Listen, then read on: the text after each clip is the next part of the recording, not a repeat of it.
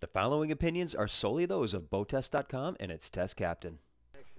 You know, boating is supposed to be fun, and the more basic it is, the more fun it is, and that's the method behind the 191 SunCoast from Chaparral. This takes basic systems and combines it with the quality that we've come to expect from Chaparral, all wrapped into one. I'm going to do a full sea trial and features walkthrough, so let's get right into it. The 191 SunCoast is a deck boat designed to hold as many people as a pontoon boat, but be a lot more sporty, tow wakeboarders and skiers, and still be affordable.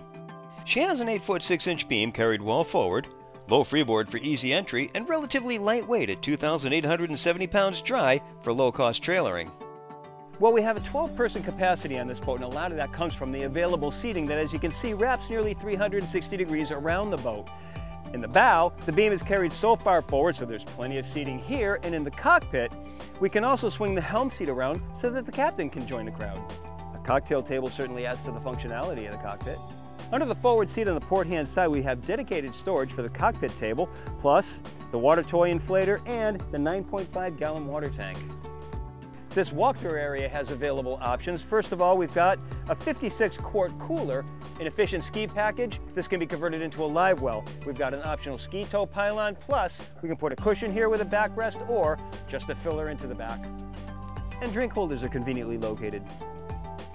And of course, we have sole storage that includes dedicated storage for the ski tow pylon. I'm always happy to see a bimini top, and this one is standard.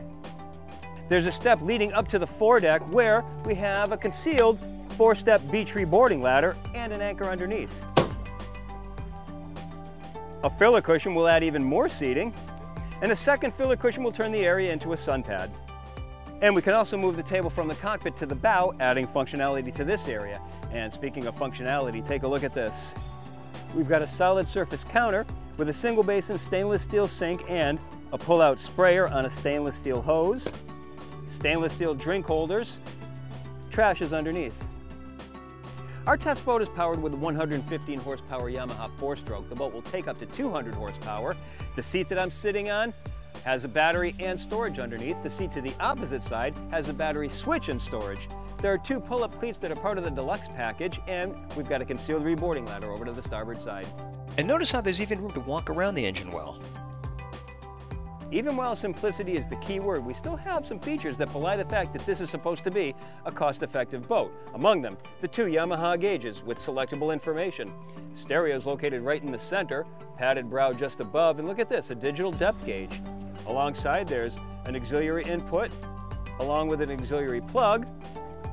Rocker switches are below to the left and right-hand side of the wheel, and they're lighted when activated, and the steering wheel is even connected to a tilt base. And because this is a no-muss, no-fuss boat with an open layout, we have a low-profile windshield that does a nice job of blocking the wind from the helm.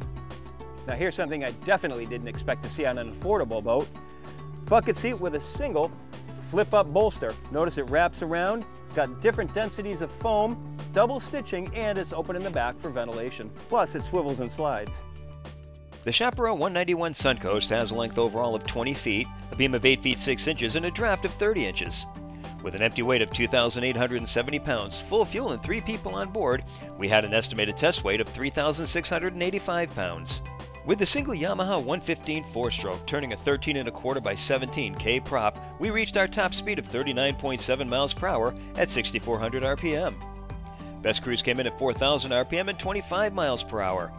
At that speed, the 4.7 gallon per hour fuel burn translated into 5.3 miles per gallon and a range of 168 statute miles, all while still holding back a 10% reserve of the boat's 35-gallon total fuel capacity. For handling, she's an absolute blast to drive. As we accelerated, her flat running pad had us reaching planing speed in 4.4 seconds and with minimal bow rise, and she continued on through 30 miles per hour in 10.8 seconds. As you add throttle, there's a pull to the left, bring in the trim, lots of it, and that pull goes away and you're done. Drop it back down before entering turns or the prop will ventilate. She'll roll about 13 degrees into the turns with minimal slide thanks to the slight reverse to her hard chines. Add throttle because she'll bleed off speed. Straighten out and then bring the trim back up. She's a calm water boat. I mean, it's 20 feet with a fairly flat bottom, so in chop it's a rough ride. But protected waters, the lake, great fun. And she should be easy to trailer and take just about anywhere. It's all about fun with simplistic systems that are practically bulletproof. Manual steering, manual throttle, one connection to the fuel and battery, that's it.